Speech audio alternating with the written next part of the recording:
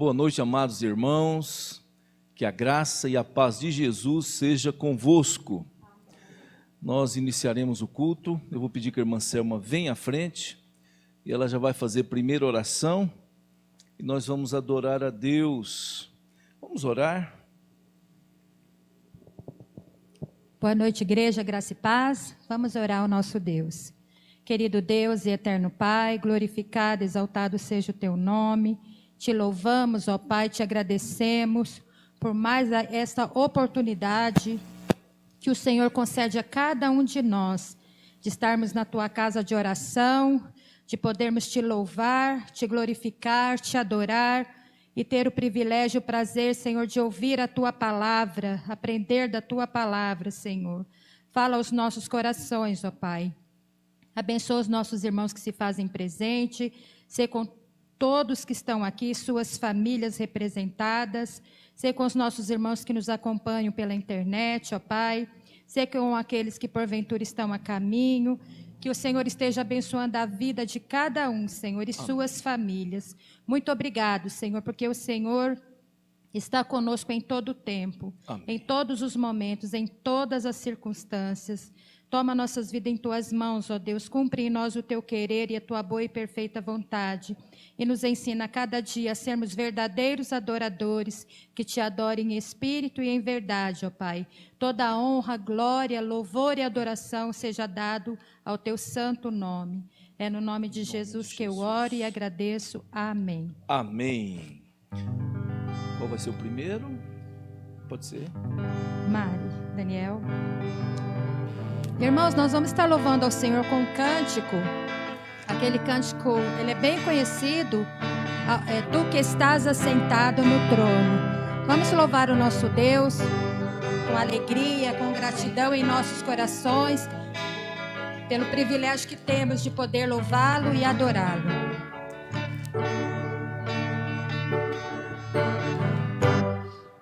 Estás assentado no trono, sempre reinando, soberano,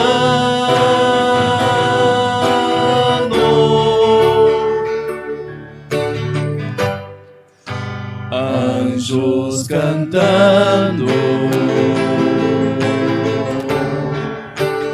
homens louvando,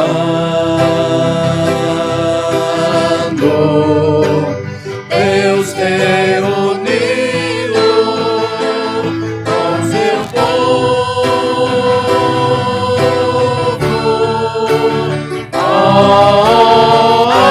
Alfa, Ômega,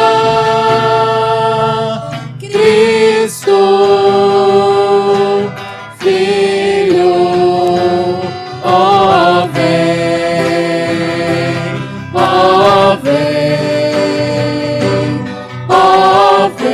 Senhor Jesus, Alfa, Cristo, Filho, Mestre, ó vem,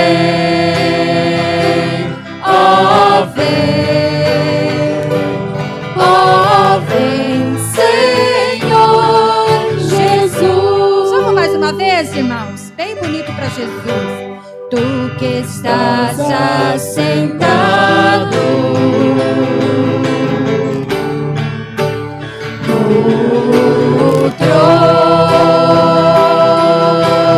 trono, sempre reinando, soberano,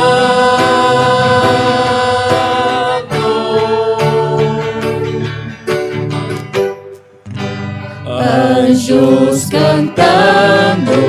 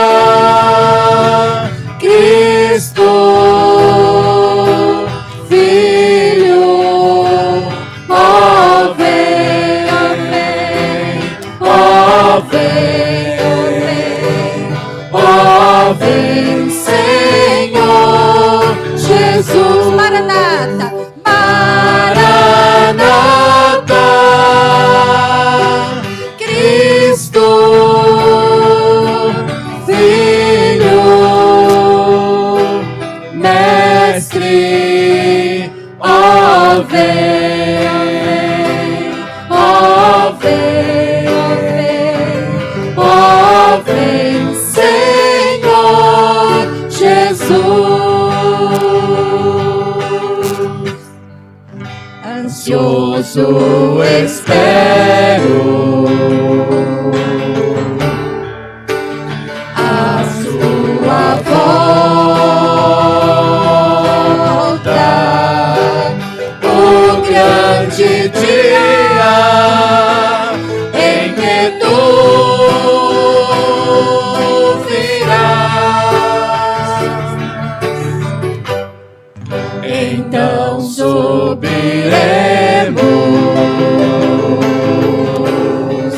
contigo, estaremos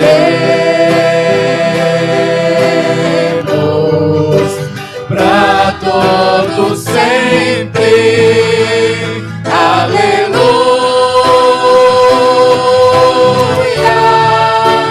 Maranata,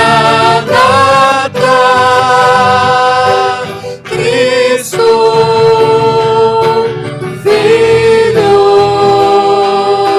Mestre, ó vem, ó vem, ó vem, Senhor Jesus, Maranata,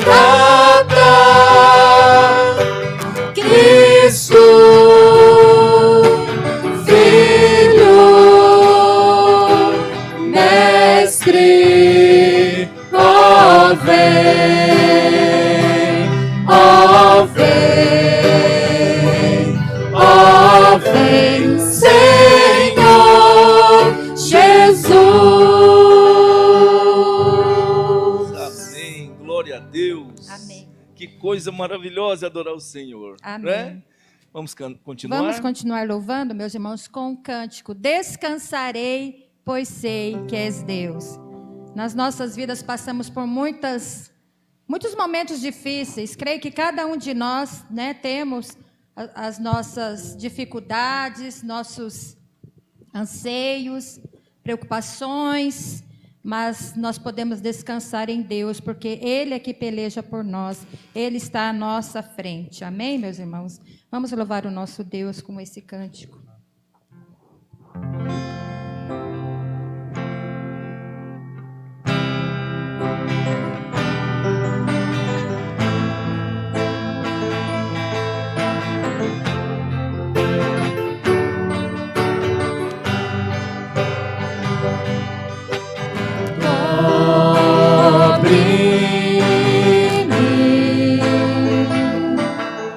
Com tua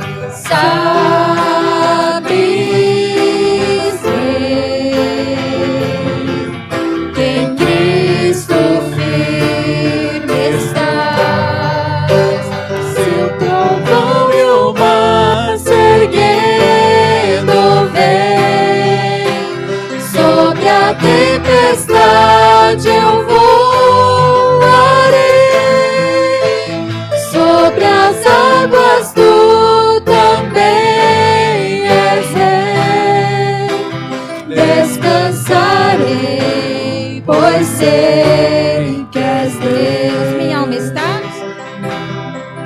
Minha alma está segura em ti. Sabes bem que em Cristo firme estás. Se o trovão e o mar se erguendo vem sobre a tempestade, eu voarei. Sobre as águas tu também és rei. Descansarei, pois sei que és Deus. Descansarei, pois sei que és Deus. Descansarei, pois sei que és Deus. Pai, te louvamos e te glorificamos, ó Deus.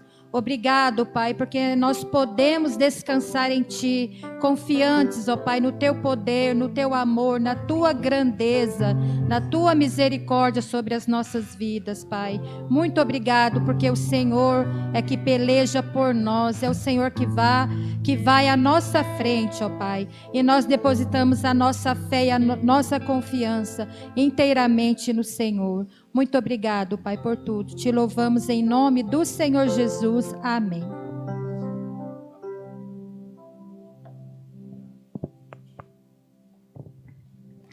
Quando cantamos hinos de louvor a Deus, eu confesso aos irmãos que parece que a gente viaja. E a gente costuma imaginar como será a presença de Deus o dia que estivermos na glória, não é? Parece que é um pedacinho do céu. E a gente começa a adorar e começa a sentir a presença de Deus. Nós não temos noção, irmãos, o que Deus tem preparado para nós. Nós somos herdeiros dos céus. Um dia passaremos pela morte se Jesus não voltar antes. Mas será só um piscar de olhos. Porque estaremos com o Senhor para sempre, na glória eterna. Glória a Deus, não é? Nós vamos abrir a palavra de Deus em vários textos bíblicos. Portanto, pegue a sua Bíblia e esteja aí com ela na mão, porque nós vamos usar vários textos nesta noite. Nós estamos estudando o livro de Malaquias, já estamos quase que no final do capítulo 3. Mas hoje nós vamos abrir um parênteses para tratar de um assunto que está em Malaquias, mas nós veremos também este assunto à luz do Novo Testamento. Por isso eu digo um parênteses, não é? Porque aí na próxima semana nós retomaremos o estudo aqui em Malaquias propriamente dito. Mas nós vamos ler Malaquias 3, nós vamos ler os versículos 7 até o verso 10. Malaquias 3, 7 a 10. Assim nos diz a santa palavra do Senhor: desde os dias de vossos pais vos desviastes dos meus estatutos e não os guardastes.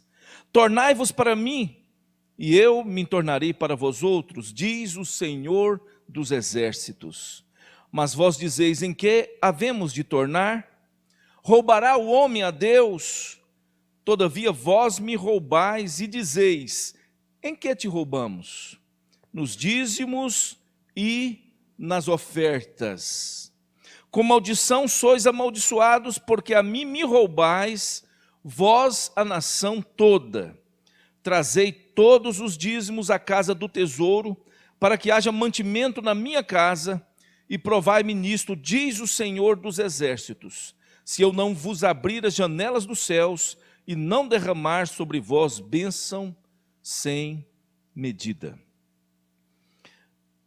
Se nós olharmos para o Novo Testamento, nós vamos ver Jesus em Mateus 23, 23, eu peço que vocês abram aí, Mateus 23, 23, Jesus vai reprovar os fariseus.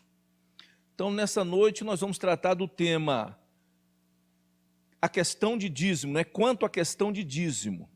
Existe dízimo no Novo Testamento?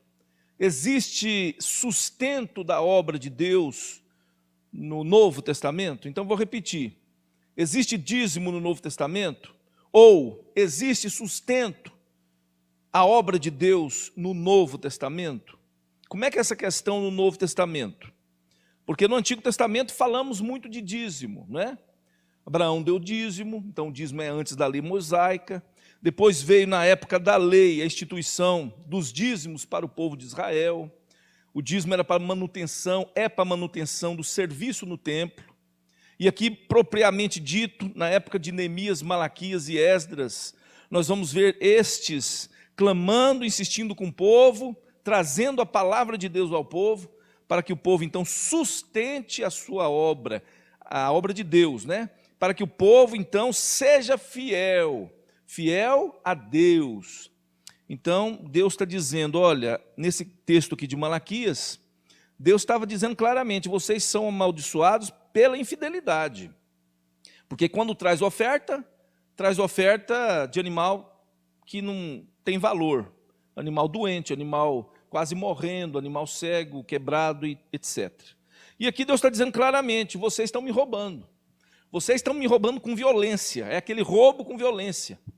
E vocês estão roubando o quê? Os dízimos e as ofertas. Não são só dízimos, são dízimos e ofertas. Mas tratando especificamente da questão dízimo, lá em Mateus 23, 23, nós lemos assim, ai de vós, e o ai aqui é juízo, ai de vós, escribas e fariseus, hipócritas, pois dizimais a hortelã, o endro e o cominho, e desprezais o mais importante da lei, o juízo, a misericórdia e a fé. Deveis, porém, fazer estas coisas, e não omitir aquelas. Então nós temos aí duas versões. Uma fala assim, devíeis, porém, fazer estas coisas, sem omitir aquelas. E a outra diz, deveis, porém, fazer estas coisas, sem omitir aquelas. O que Jesus está dizendo? Jesus está dizendo o seguinte, vocês se acham muito fiéis, dando dízimo das hortaliças, né, do endro, da hortelã e do cominho, quer dizer, das mínimas coisas vocês querem dizer que dão dízimo. Porém, vocês não estão cumprindo o mais importante, que é também a justiça, o juízo, a misericórdia para com o próximo, a fé para com Deus. Devíeis fazer isto é, devíeis dar o dízimo, porém, não omitindo aquelas outras coisas que eu estou dizendo, né? Então, nós vemos aqui Jesus reprovando os fariseus, reprovando por falta de misericórdia, de amor e de juízo sincero, reto. Hoje nós estamos vivendo uma época muito difícil, a questão do juízo, né? A questão do amor, da fé, está muito parecido com a época dos fariseus. Mas nós vemos aqui, e eu quero resumir para a gente ganhar tempo, Jesus no Novo Testamento, ele intensifica muitas coisas referente à lei. Se a gente for observar, Jesus vai falar, foi dito isto, porém eu digo tal coisa. Então ele cita, né? Então, o que eu quero, antes de mais nada, antes de começar de fato a olhar a questão do Novo Testamento, no Novo Testamento, lembrando aos irmãos, nós estamos numa nova aliança. Testamento, Novo Testamento, nova aliança. Antigo Testamento, antiga aliança. Nós, igreja de Jesus, vivemos na época da graça, isto é, a época da nova aliança. E essa nova aliança, ela foi prometida por Deus lá em Jeremias 31, do 31 ao 34. E essa aliança foi prometida primeiramente aos patriarcas, e também, no caso aqui, ela se cumpre agora em nós, hoje, não é? Lá no Antigo Testamento, a aliança foi impressa em tábuas da lei, mas agora há uma promessa que essa aliança seria impressa no coração e não mais impressas em tábuas da lei. O povo seria o povo de Deus, e Deus seria o Deus do povo. Haveria uma verdadeira intimidade, uma verdadeira comunhão e um verdadeiro conhecimento com Deus. O autor do livro de Hebreus, lá em Hebreus 8, de 8 a 12, nós vamos aí dar uma olhadinha, por gentileza, Hebreus 8, 13. Eu vou ler aqui, que eu estou com o microfone, e pedir para alguém ler. O 13, quando ele diz nova, torna antiquada a primeira. Ora, aquilo que se torna antiquado e envelhecido está prestes a desaparecer. Então, nós estamos vivendo no Novo Testamento. É esse texto aqui que eu queria falar, que está citando lá o contexto de Jeremias, não é? Então, o que é velho está prestes a desaparecer. E aí, em que sentido? Hoje, nós temos um sumo sacerdote, que também foi aquele que morreu na cruz por nós, Jesus Cristo. A Bíblia diz que ele é o Cordeiro de Deus que tira o pecado do mundo. Hoje não há necessidade de nós oferecermos animais em holocaustos, porque Jesus Cristo, Filho de Deus, que é o Cordeiro de Deus, ele morreu uma vez por nós na cruz. Ele foi o sacrifício único, verdadeiro, que foi feito uma vez por todas para a nossa salvação, não é? Então, algumas pessoas dizem assim, então como eu estou vivendo debaixo da nova aliança, então eu não tenho que devolver dízimo, eu não tenho que dar dinheiro para a igreja, porque eu estou debaixo da graça. Inventa essa desculpa furada para se eximir, né, da responsabilidade que o Senhor tem dado a cada um de nós. Eu olho para a Bíblia e vejo que Jesus Cristo Deus deu o melhor que Ele tinha. Ele deu o seu Filho por nós, para a nossa salvação. E Jesus morreu na cruz de uma vez por todas. Não precisamos mais de holocaustos, não precisamos de sacrifício. Jesus é o nosso sacrifício definitivo. E outra coisa que nós destacamos nesta noite. Quando Jesus estava aqui, ele prometeu o Espírito Santo da promessa, o Consolador, o Paráclitos. Hoje nós temos o Espírito Santo. Os que são salvos em Cristo, verdadeiramente salvos, são cheios do Espírito Santo. E o Espírito Santo age no meio da igreja de Jesus. Nós precisamos entender que nós fomos justificados, considerados sem culpa, e feitos herdeiros de Deus, herdeiros dos céus, em Cristo Jesus. E a Bíblia diz que nós somos nação santa, sacerdócio real, povo de Deus, povo escolhido, para anunciar as grandezas daquele, não é? Daquele quem? Daquele que morreu na cruz por nós, em outras palavras. Em 1 Pedro 2,10, eu vou ler para os irmãos, diz assim, vós, que em outro tempo não erais povo, mas agora sois povo de Deus, que não tinhais alcançado a misericórdia, mas agora alcançastes misericórdia. Antes nós não éramos povo de Deus, vivíamos nos nossos delitos e pecados, vivíamos separados do Senhor, vivíamos praticando a imundícia, mas agora somos salvos. Antes nós não tínhamos alcançado, mas agora nós temos alcançado a misericórdia. 1 Pedro 2,9 diz assim, mas vós, e aí ele está falando para a igreja, sois a geração eleita, o sacerdócio real, a nação santa, o povo adquirido, para que anuncieis as virtudes daquele que vos chamou das trevas, para a sua maravilhosa luz. Então, eu estou destacando aqui a era da igreja, a era do Novo Testamento. Hoje nós temos direto acesso a Deus pela oração. Nós não precisamos hoje pedir que alguém sacrifique um cordeiro por nós, porque Jesus, o Cordeiro de Deus que tira o pecado do mundo, morreu por nós na cruz, e ele enviou o seu Consolador, o Espírito Santo, o Paráclitos, né? para estar conosco para sempre. Agora, sendo essa geração eleita, sendo esse povo sacerdotal, estando vivendo debaixo da nova aliança, nós temos muito mais compromisso e responsabilidade com Deus e com a obra de Deus. A igreja, como nunca, ela tem uma responsabilidade grandiosa. E aí a gente observa várias vezes Jesus intensificando algumas questões que no passado estavam na lei, mas ele disse, olha, foi dito isto, mas eu digo isto aqui, né? Ouvistes que foi dito aos antigos, não matarás, mas qualquer que matar será réu do juízo, foi isso que foi dito lá. Porém, eu vos digo, qualquer que sem motivo se encolerizar contra seu irmão será réu de juízo. Isto é, a pessoa não chega lá e mata com um tiro, ou mata de uma maneira violenta uma pessoa, ela mata no coração.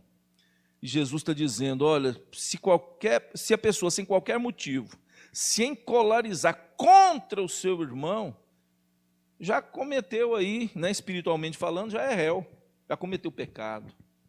Desejando talvez o mal para a pessoa no seu coração, irando, desejando talvez a morte da pessoa em seu coração. Já matou. Então, aos olhos do Senhor, o nível do pecado é o mesmo. E aí ele vai dizer, olha, ouvi o que foi dito aos antigos, não cometerás adultério. A prática, Jesus está intensificando. Eu, porém, vos digo, qualquer que atentar numa mulher para cobiçar, já em seu coração cometeu adultério com ela. Jesus intensificou. E aí a gente vai observar, qualquer que deixar sua mulher, diz a lei, dê-lhe carta de divórcio. Eu, porém, vos digo, né? Eu, porém, vos digo, que qualquer que repudiar sua mulher, a não ser por causa da prostituição, faz com que ela cometa adultério, e qualquer que casar com a repudiada comete adultério. Quer dizer, quem deixou de qualquer maneira está pecando, e quem está na vida errada também está pecando. E aí a gente vai ver várias outras citações, não é? Ouviste o que foi dito aos antigos, não jurarás falsamente, não perjurarás.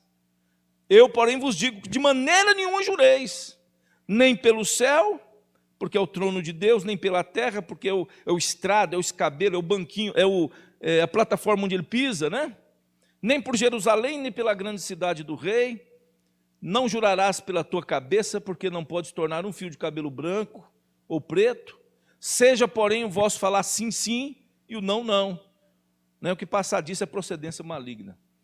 E hoje a gente vê até crente dizendo, eu juro, ainda põe o nome de Deus. Misericórdia, que pecado, que falta de sabedoria.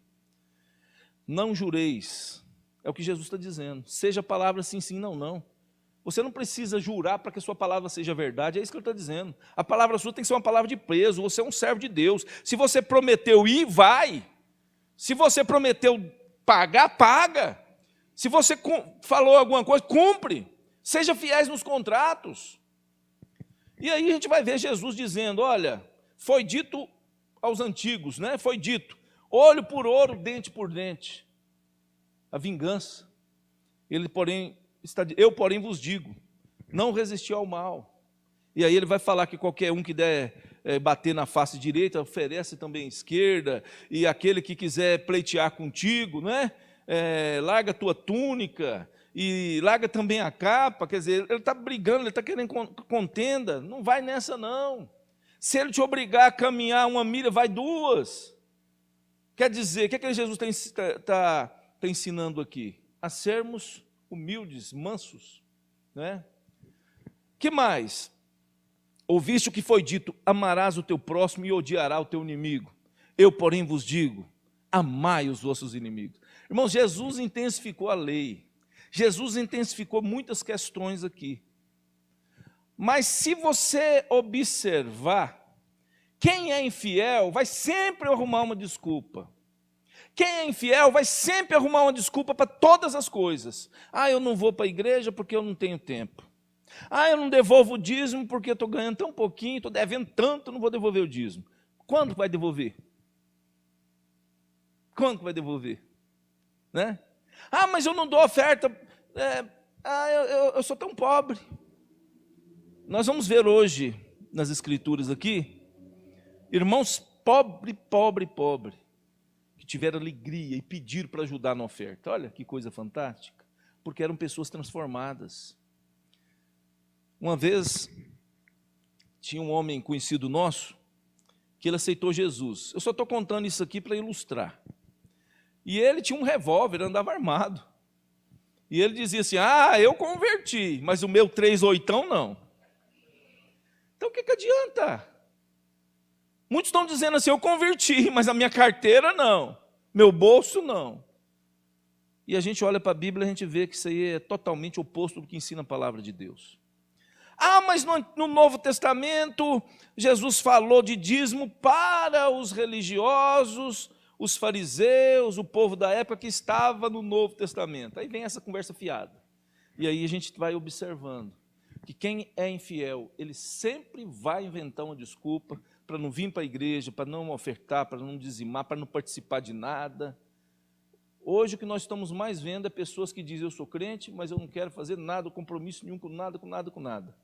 De preferência ficar de longe, sem envolver com nada. Mas irmãos, Jesus nos chamou para fazer a diferença. Jesus nos chamou para ser bênção na obra, para pregar o evangelho, para contribuir, para ajudar o pobre necessitado, etc. E muitas vezes as pessoas não se unem. O que mais vemos falar hoje, eu não estou criticando ninguém que está nos ouvindo pela internet, mas uma questão terrível é essa questão de desigrejado hoje. A pessoa acha que não precisa fazer nada, eu sou crente, é que basta, eu não preciso dar satisfação para ninguém. Irmãos, que ideia! Irmãos, nós precisamos prestar conta à igreja de Cristo e ao Cristo da igreja. Nós estamos debaixo da autoridade espiritual da igreja e também de Cristo. Nós precisamos ter responsabilidade com a obra do Senhor. Eu olho para a Bíblia, aí você vai falar, pastor, mas não há uma especificação dos apóstolos, a gente não vê uma especificação ali. Irmãos, olha a vida desse povo, olha o exemplo desse povo. Eu olho para a Bíblia aqui e falo, engraçado, hoje a gente é dizimista, né? Eu sou dizimista. Desde adolescente, criança, quando eu já converti, eu já entendi que precisava dizimar e já comecei a ser dizimista. Sempre fui dizimista. E na medida do possível, ofertante também, participante de campanhas, etc. Aí o que acontece? A igreja de Jesus, ela precisa ser sustentada agora, não é depois que nós partir para o céu, não. Lá no céu não vai precisar de oferta, nem de dízimo, e nem de fidelidade, porque lá nós já estamos na presença do Senhor. Só os fiéis vão subir, só os servos fiéis, aqueles que são salvos de fato. E eu não vejo dificuldade de uma pessoa quando aceita a Jesus, ele muda de vida, ele é generoso. O ladrão para de roubar, o que era fominha por dinheiro já ama Cristo, não é, o dinheiro, o mamon, né? O Deus mamon já não é mais o Deus da sua vida. Abrindo um parênteses aqui, tem uma foto, uma imagem na internet de um homem com um baúzinho provavelmente cheio de moedas, de riqueza. E aquele homem está abraçando aquele baúzinho, aquele baú, mas um abraçar e olhando para o rosto dele, a gente como se imaginasse, aqui é meu e ninguém me toma, aqui é meu e ninguém mete a mão. E eu olho para aquela figura e vejo o quê? A mesquinhez, a ganância, a pessoa que só quer para si e não divide nada com ninguém. Lembra daquela parábola que Jesus contou do grande fazendeiro que teve uma colheita esplêndida e ele dizia, mas os meus campos produzirem abundância, o que farei com os meus bens, os meus celeiros, meus bens? Vou derrubar os meus celeiros e farei outros maiores e guardarei os meus bens e tereis bens para muito tempo, né? E aí direi à minha alma, bebe, come, regala-te. E aí Deus fala, louco, esta noite te pedirão a tua alma. E o que tens, para quem será? Então Jesus faz uma aplicação. Assim é para com aqueles que põe a sua fé nas riquezas, mas não é rico para com Deus. Eu não estou dizendo que se você der oferta ou dízimo, você vai ser rico para com Deus. Não tem nada a ver uma coisa com a outra. Você não pode barganhar com Deus. Mas é a questão da fidelidade. É aquela questão da fidelidade. Eu contribuo para sustento da obra. Não porque eu sou obrigado. Não para agradar homem, ou a tesouraria, ou o pastor, ou alguém. Não. É para agradar Jesus. E eu olho para a Bíblia. E eu preciso ensinar isto. O pastor precisa ensinar o rebanho. Não tem outra pessoa para ensinar. É o pastor que tem que ensinar. Olha para vocês verem uma coisa interessante. Atos 2:44. Atos 2:44 fala da seguinte forma. Atos 2:44.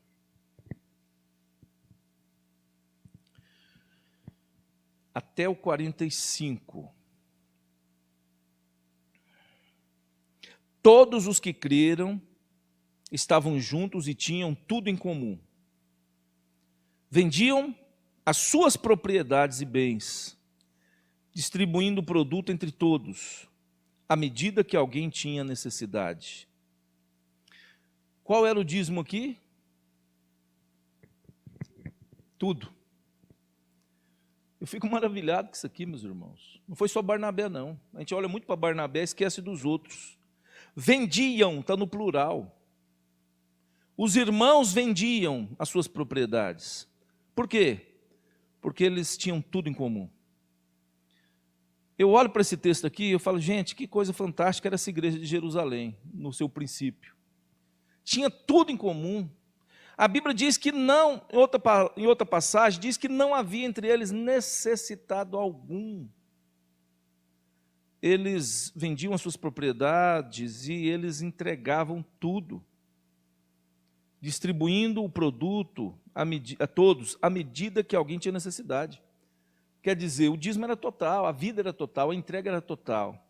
E aí não havia, tudo era comum, não havia necessidade. Também, se a gente for olhar o capítulo 4, olha lá, Atos 4, olha o versículo 34. Diz assim o versículo 34, pois nenhum necessitado havia entre eles, porquanto os que possuíam terras ou casas, vendendo-as, traziam os valores correspondentes, e depositavam aos pés dos apóstolos, então se distribuía a qualquer um à medida que alguém tinha necessidade. A igreja aqui era uma igreja nova, havia muita gente boa de posses, e os que tinham condições e queriam fazer, não eram obrigados, eles entregavam tudo, inclusive as vidas. Eles estavam vivendo um momento maravilhoso. E aí a gente vai ver Barnabé, Atos 4:36. José, a quem os apóstolos deram o sobrenome de Barnabé, que quer dizer filho da consolação, ou da exaltação, levita natural de Chipre, como tivesse um campo, vendendo, trouxe o preço e depositou aos pés dos apóstolos.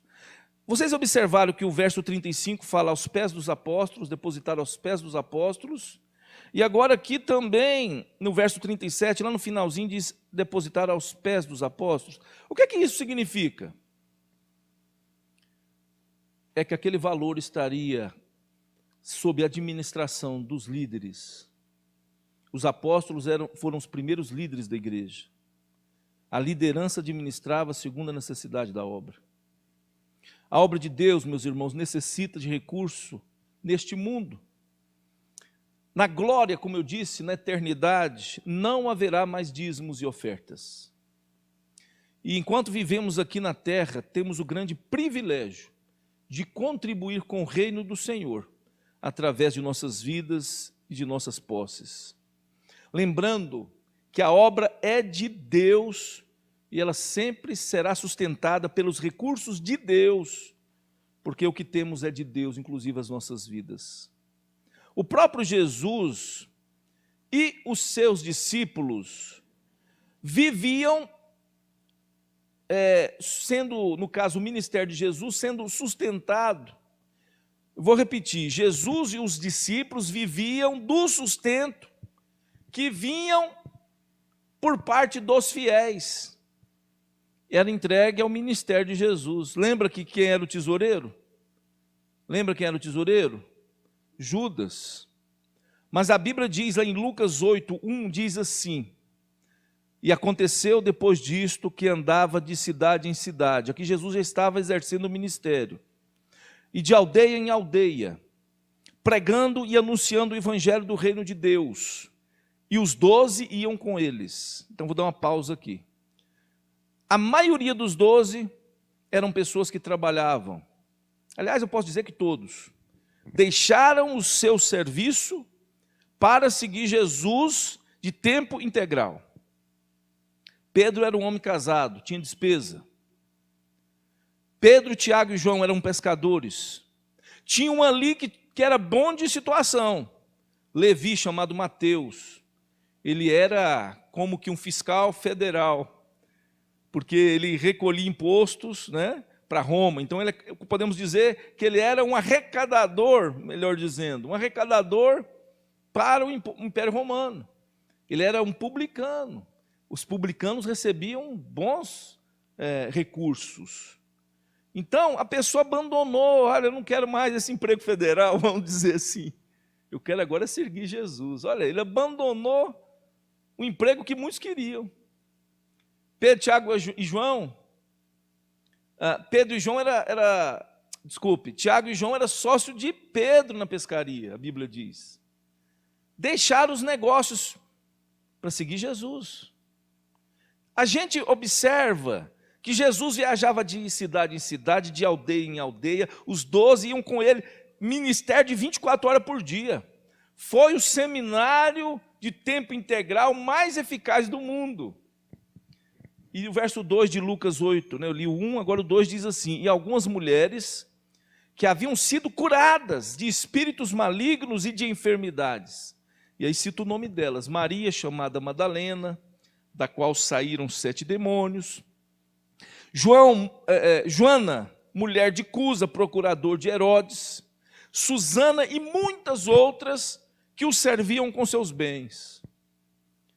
Mulheres que investiam no reino de Deus, através do ministério de Jesus. E aí nós vamos ver que Jesus ensinou que os pregadores do Evangelho devem viver do sustento advindo do Evangelho. Eles devem receber sustento de Deus, isto é, da obra do Senhor. Jesus nos ensinou, se você abre em sua Bíblia, em Lucas 10:7, Lucas 10:7, nós vamos ver Jesus enviando 70 discípulos. E aí Jesus diz lá no texto: e ficai na mesma casa, comendo e bebendo do que eles tiverem, pois digno é o obreiro de seu salário. Não andeis de casa em casa. O que é que Jesus está dizendo? Jesus pegou os 70 discípulos, enviou para pregar nas aldeias e cidades. Era para ir de 2 a 2. E aonde ele chegasse era para ficar numa casa. O dono da casa ia receber eles. E eles iam ficar todo o período que eles estivessem naquela região pregando. Eles iam se hospedar naquela casa. E não era para ficar indo de casa em casa, mas era para hospedar numa casa. E Jesus está dizendo para eles: digno é o obreiro do seu salário. A comida que você vai comer lá é essa questão aqui da dignidade. Ficar na mesma casa, comendo e bebendo do que eles tiverem, pois digno é o obreiro do seu salário. Então a gente observa que desde o princípio da obra de Jesus foi ensinado isto, a igreja nascente. A igreja estava embrionária aqui, mas já estava aprendendo a sustentar a obra. A gente vai observar que o apóstolo Paulo, ele trata dessa questão junto à igreja de Corinto. É bem verdade que a igreja de Corinto era uma das igrejas mais ricas do Novo Testamento. O povo lá era gente alta na finança. E Paulo não quis receber sustento daquela igreja. E aí a gente fala: mas eu ouvi uma vez alguém dizendo, meu Deus do céu, tem cada coisa que a gente passa como pastor que não é brincadeira. Lá no outro ministério que eu tinha, nós visitávamos, e lógico que naquela ocasião, a igreja, ela tinha, os lugares eram mais distantes, e a igreja, então, naquela ocasião, contribuía com o combustível. E aí o que acontece? Eu fui visitar um senhor, estava doente, passando muitas dificuldades, e o pastor foi lá dar suporte. E o rapaz ficou feliz, o homem ficou achando bom, mas gostou da visita. E depois de poucos dias eu fiquei sabendo que ele estava deitando o porrete nos pastores, dizendo que pastor que ama a obra não recebe sustento da obra. E aí eu fiquei indignado. Falei, puxa vida, ele não sabe que eu fui na casa dele, porque a igreja colocou a gasolina no carro. Se ele recebeu a minha visita no momento que ele estava doente, e ele gostou da visita, ele não sabe que eu fui lá, porque a igreja estava financiando a gasolina, e ajudando também, né, o sustento pastoral. E Jesus aqui, o apóstolo Paulo aqui, ele vai tratar desse assunto com a igreja de Corinto, e ele fala de si e dos demais ministros. Abra sua Bíblia em 1 Coríntios 9.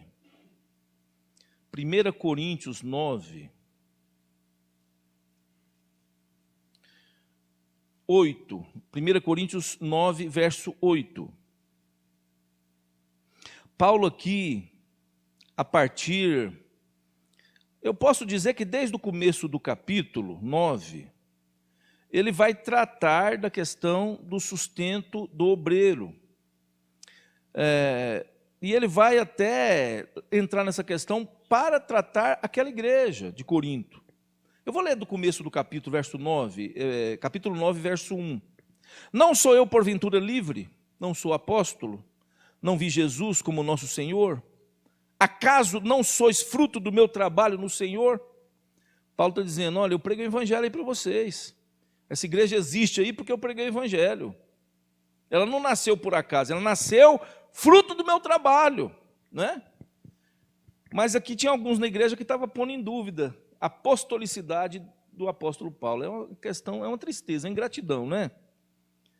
E ele vai dizer no verso 4, ele vai dizer no verso 4, não temos nós o direito de comer e beber? E também o de fazer-nos acompanhar de uma mulher irmã, como faz os demais apóstolos e os irmãos do Senhor e Cefas? O que ele está dizendo? Olha, a igreja investe nas viagens missionárias de Paulo e ele leva, de Pedro, né? Pedro vai e viaja e leva a esposa dele, e a igreja financia. Olha, os irmãos do Senhor, que são crentes, também viajam, a igreja financia, né? E eu não tenho direito? Ele está falando isso, né? Não temos nós o direito de comer e beber, quer dizer, de receber sustento, e também de nos fazermos acompanhar de uma mulher irmã, e aí ele vai falar, e citar Pedro, né, Cefas e a esposa, e os irmãos de Jesus. E aí no verso 7, no verso 6 ele vai dizer, ou somente eu e Barnabé não temos direito de deixar de trabalhar. Por quê? Porque Paulo aqui fazia tendas, e ele financiava a maior parte, eu posso dizer quase tudo, né, maior parte do seu ministério pastoral e missionário. Mas vai chegar um momento, se você estudar a vida de Paulo, vai chegar um momento quando ele já plantou algumas igrejas, ele vai dedicar somente ao ministério. Mas aqui ele está falando justamente para essa igreja que ele não quis receber sustento. E depois ele vai explicar isso em outro local, que se der tempo a gente vai ver, eu acho que não vai dar tempo. Ele vai dizer, olha, eu não recebi de vocês, porque aí no meio de vocês tem alguns que se dizem apóstolos, mas que não vivem como nós. Isto é, no meio de vocês tem alguns que querem aproveitar da situação. Então eu não vou receber sustento de vocês, para não dar brecha, para que esses se igualem a mim, porque eles querem, né? Bom, olha o que diz aí o verso 7. Quem jamais vai à guerra à sua própria custa? Quem planta a vinha e não come do seu fruto? Ou quem apacenta o rebanho e não se alimenta do leite do rebanho? Porventura falo isto como homem? Ou não o diz também a lei? Porque na lei de Moisés está escrito: não atarás a boca ao boi quando pisa o trigo. Acaso é com bois que Deus se preocupa?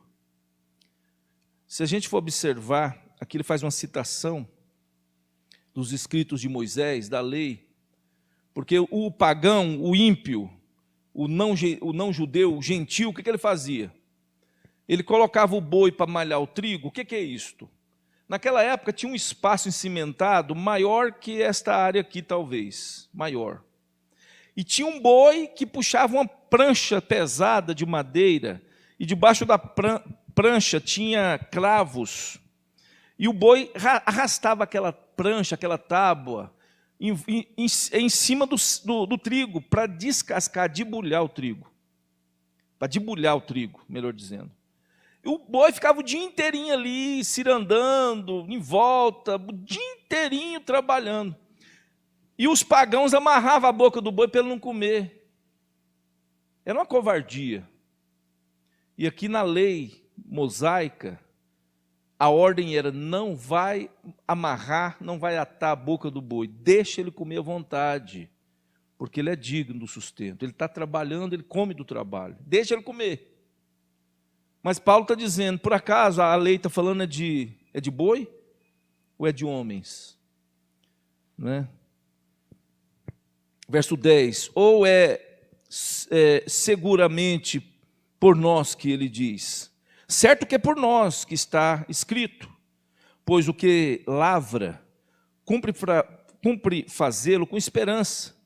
O que pisa o trigo, faça com esperança de receber parte do que lhe é devida.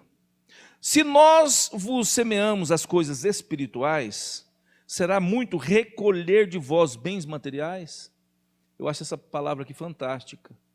Ele está ensinando a igreja, aos obreiros que vivem do ministério, que se alimentem do ministério. Então ele está falando: se nós semeamos coisas espirituais, será muito recolher de vós, isto é, igreja, bens materiais.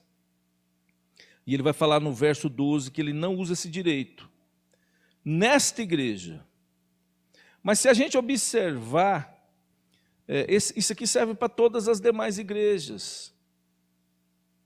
Em Gálatas 6,6, eu vou ler para os irmãos, diz assim: mas aquele que está sendo instruído na palavra, faça participante de todas as coisas boas, aquele que o instrui. O que esse texto está falando, hein? Eu vou ler na versão corrigida. E o que é instruído na palavra, está sendo discipulado, está aprendendo a Bíblia, está aprendendo as coisas de Deus. Então o que é instruído na palavra, reparta de todos os seus bens com aquele que o instrui. Aqui está ensinando o quê? Que os obreiros do Senhor precisam viver da obra. Em 1 Timóteo 5,17, o apóstolo Paulo fala ao pastor Timóteo. O pastor Timóteo era o que presidia a igreja de Éfeso. É lógico que a igreja de Éfeso era uma igreja muito grande, tinha vários pastores. Mas aí Paulo fala assim, 1 Timóteo 5,17, os presbíteros, isto é, os pastores da igreja, aqueles que são experientes na obra, né? Presbíteros são esses. Os presbíteros que governam bem sejam estimados por dignos de duplicada honra, principalmente os que trabalham na palavra e na doutrina, porque diz a Escritura: não ligarás a boca ao boi que debulha, e digno é o obreiro do seu salário. E aí nós vamos ver então Paulo orientando Timóteo a administrar essa questão, porque ele era o responsável pelos demais pastores. E aí vem a pergunta, não é? E aí questionamos. O texto que lemos ensina que os ministros de Cristo, os pastores que vivem do Evangelho, devem ser honrados pela igreja com sustento digno. E aí questionamos, eu estou levantando uma questão aqui. De onde vêm os recursos? De onde vêm os recursos das igrejas? Não é do governo. De onde vêm os recursos da igreja? Do bolso dos membros da igreja. Das ofertas e dos dízimos nossos, não é? Nós investimos na obra. Então, para encerrar esse primeiro momento, o tempo é muito curto. Vamos ler, só para encerrar esse primeiro momento, Filipenses 4,14. Filipenses 4,14. Aí, o tempo nosso é muito curto. Deixa eu ler a partir do 10, eu vou dizer o que está acontecendo aqui. Se a gente observar, Paulo aqui está na prisão, escrevendo a carta que fala mais de alegria no Novo Testamento. E aqui, Paulo preso, aquela igreja vai cuidar dele, igreja de Filipos. Olha o que ele diz no verso 10. Alegrei-me sobremaneira no Senhor, porque agora, uma vez mais, renovaste a meu favor o vosso cuidado, o qual também já tinhais antes. Observe, Paulo está dizendo que aquela igreja renovou o cuidado para com ele, uma vez mais. E lá no finalzinho do versículo ele vai dizer, como também já tinhas feito antes. Em várias ocasiões a igreja de Filipos sustentou Paulo. E aqui nós vamos ver essa generosidade da igreja de Filipos. Se você for ler todo o texto, não era igreja rica, não eram irmãos cheios de fortuna, não. Eram pobres. Olha lá o verso 11. Digo isto não por causa da pobreza, e aqui no caso a pobreza de Paulo, mas em outro local fala daqueles irmãos que mesmo sendo tão pobres, queriam contribuir com a oferta aos pobres da Judeia. E aqui Paulo dizendo que ele aprendeu a passar falta em qualquer situação, ele vai dizer que ele já tem experiência, que ele aprendeu a passar fome, também fartura, abundância, escassez, e ele vai dizer, tudo posso naquele que me fortalece. Diante de todas as dificuldades, fome, abundância, né? Enfim, tudo posso naquele que me fortalece. Verso 14, todavia fizestes bem, associando-vos na minha tribulação. E sabeis também, ó Filipenses, que no início do Evangelho, quando parti da Macedônia, nenhuma igreja se associou comigo no tocante a dar e receber, senão unicamente vós outros. Nenhuma igreja se associou comigo no sentido de dar e receber, quer dizer, manter o sustento pastoral, a não ser vocês. Porque até para Tessalônica vocês mandaram, não somente uma vez, mas duas, o bastante para as minhas necessidades. Não que eu procure o donativo, mas o que realmente me interessa é o fruto, que aumente o vosso mérito. A igreja estava ganhando o galardão diante do Senhor, o mérito da igreja. Olha o 18, recebi tudo e tenho uma abundância, estou suprido, desde que Epafrodito me passou às mãos o que me veio de vossa parte como aroma suave. Epafrodito foi aquele que levou as ofertas até Paulo. E aquilo ali, Paulo está dizendo, isso aí foi oferta suave diante de Deus. Cheiro suave diante do trono do Eterno.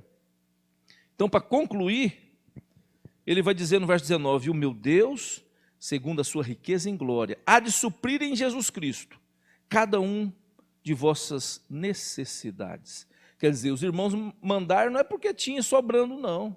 Eles também tinham suas necessidades, mas porque eram fiéis e acharam graça diante de Deus. Então, no Novo Testamento, nós vemos pessoas fiéis investindo mais ainda do que 10%, investindo a sua vida, o seu amor, o seu coração na obra. É isso que o Senhor quer de nós. É isso que o Senhor quer de nós. Nós vamos orar nesse momento. Vamos fechar os olhos.